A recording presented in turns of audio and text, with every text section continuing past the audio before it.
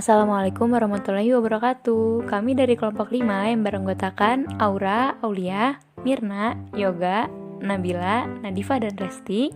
Kami akan membahas tentang temperance. Temperance terdiri dari 4 karakteristik, yaitu forgiveness and mercy, humility and modesty, prudence, dan self-regulation. Temperance berkaitan dengan kemampuan untuk tidak melakukan sesuatu secara berlebihan atau kemampuan menahan diri. Sifat-sifat seperti kebencian, arogansi, kesenangan jangka pendek atau panjang, dan emosi ekstrim dapat dilindungi dengan karakter dari temperance. Forgiveness and mercy. Kesediaan seseorang untuk meninggalkan kemarahan, penilaian negatif, dan perilaku acuh tak acuh terhadap orang yang telah menyakitinya secara tidak adil. Ketika orang memaafkan, respon psikologis yang merujuk pada pelanggaran atau pelanggar bisa menjadi lebih positif atau negatif. Pengampunan yang tulus menurut Enright dan kawan-kawan terjadi ketika kita memandang pelaku kesalahan dengan belas kasih, kebajikan, dan cinta sambil menyadari bahwa ia telah dengan sengaja meninggalkan haknya. Riset terbaru, Dinamika Self-Forgiveness pada Pelaku Perselingkuhan oleh Wijayanti 2016. Skala Pemaafan Diri oleh Ferawati dan Ramadhani 2020 dengan mengembangkan 20 item skala pemaafan diri yang disusun berdasar aspek pemaafan diri dari Cornish dan Witt. Mengembangkan dan memvalidasi pengukuran pemaafan TRIM 18 oleh Agung 2015 yang berfokus pada hubungan interpersonal dengan pendekatan 3 motif, avoidance, revenge, dan benevolence. Pengukuran Forgiveness of Self-Subscale atau FOSS terdiri dari 15 pertanyaan benar atau salah. Skor yang lebih tinggi menandakan tingkat pengampunan diri lebih rendah. Kekurangan ada item yang mengukur selain forgiveness dan pertanyaan kurang relevan. Multidimensional Forgiveness Scale atau MFS terdiri dari 8 skenario, diberi suatu petunjuk untuk dibayangkan, kemudian ditanya seberapa besar kemungkinan untuk memaafkan diri. Heart-Hand Forgiveness Scale atau HFS terdiri dari 18 item dan 7 rating kategori, 1 untuk yang paling salah dan 7 untuk yang paling benar.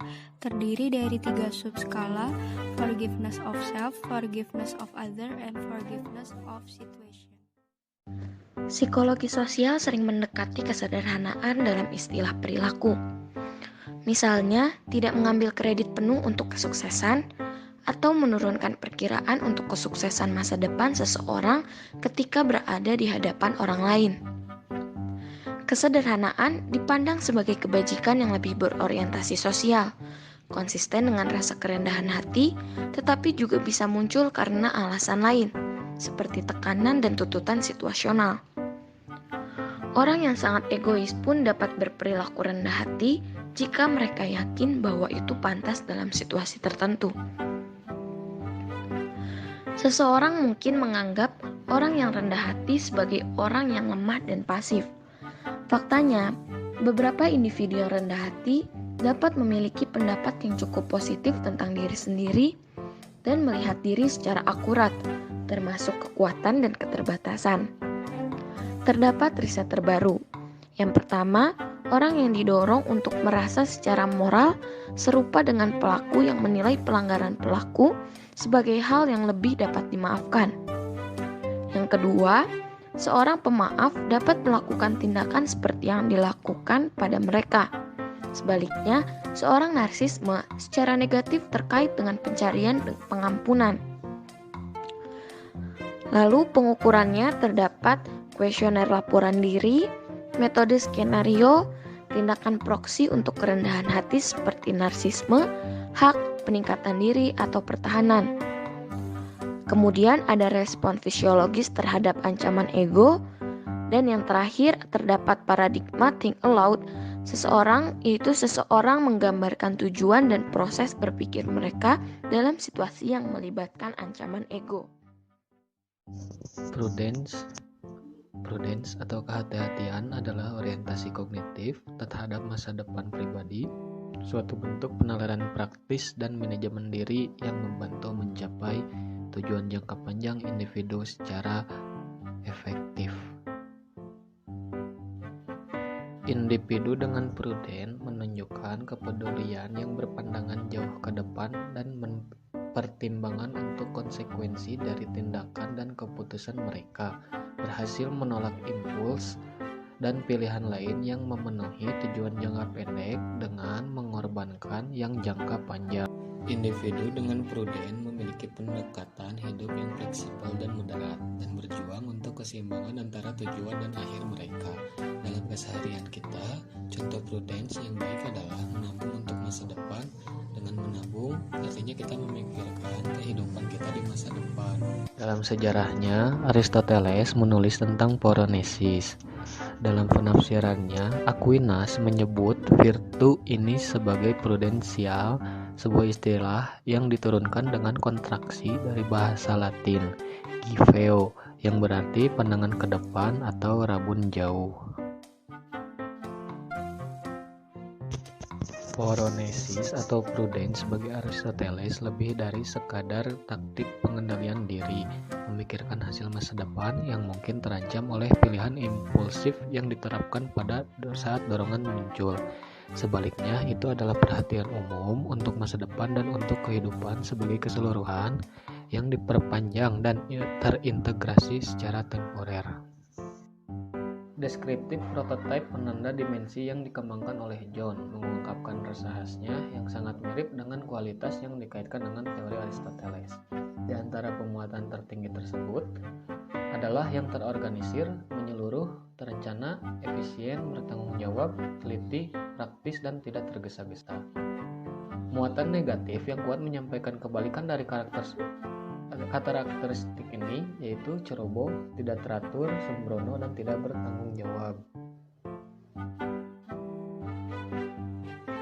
Measure of prudence dapat teman-teman dilihat pada gambar yang ada.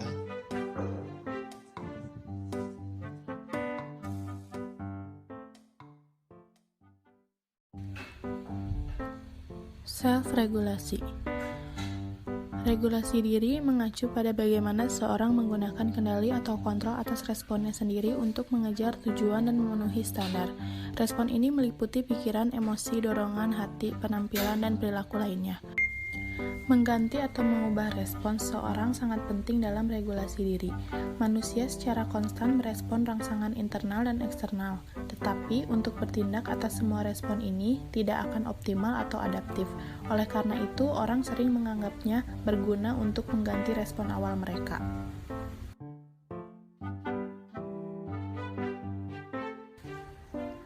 Riset self-regulation. Sejumlah besar penelitian telah dikhususkan untuk bagaimana manusia mengatur perilaku mereka, atau gagal untuk mengaturnya, di banyak bidang tertentu seperti makan dan diet, mencoba berhenti merokok, berjuang melawan penyalahgunaan alkohol dan obat-obatan, mengatasi prasangka, bertahan dalam menghadapi kegagalan, mencapai kinerja yang optimal, kekerasan dan perilaku kriminal, dan mempraktikkan seks aman. Measure self-regulation. Ada Self-Control Subscale of California Psychological Inventory oleh Gog, McCloskey, dan Mel pada tahun 52. Ada Self-Control Behavior Inventory oleh Fagen, Long, dan Stephen tahun 75.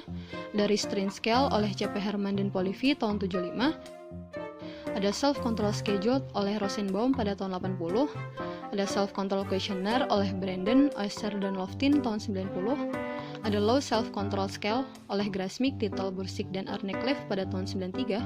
Ada Self-Control Scale oleh Tangney, Baumeister, dan Bonnet in Press. Sekian dari kelompok kami. Terima kasih telah menonton. Wassalamualaikum warahmatullahi wabarakatuh.